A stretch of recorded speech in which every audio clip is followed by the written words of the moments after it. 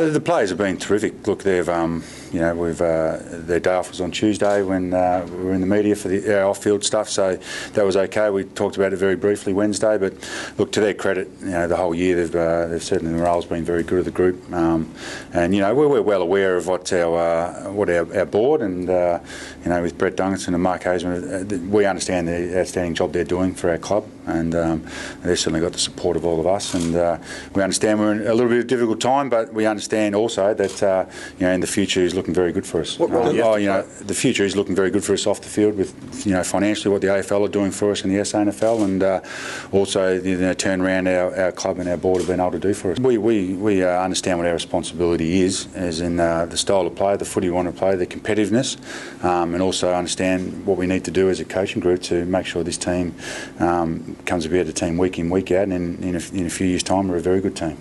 So they understand that. They understand the predicament our club's in, and they have an onus on them to some degree to play some very good football and to engage as well as we can with our fans and our supporters and our sponsors. To continue the way we played last week.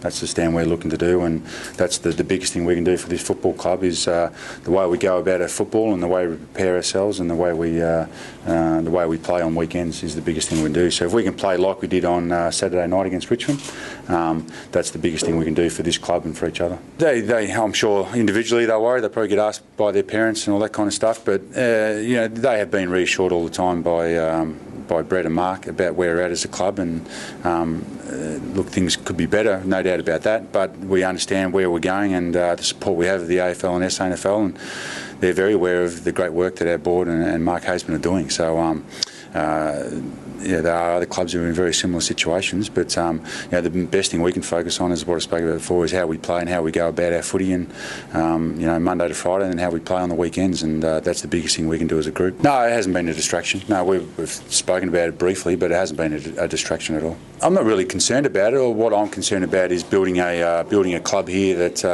has a great culture, that the playing group are a really tight bond with each other, and in the end, even though the circumstances of what's happening in AFL footy are changing with free agency and all those sorts of things, I think still the camaraderie and the bond your playing group has is the biggest thing to keep your players at the club, and that's what we're working towards. We have a pretty good group in the moment, and we want to continue that, and I think if you have it really strong in that regard, you give yourself the best opportunity of keeping your players here, and that's what we're focusing on. We have a young group who really get on well together.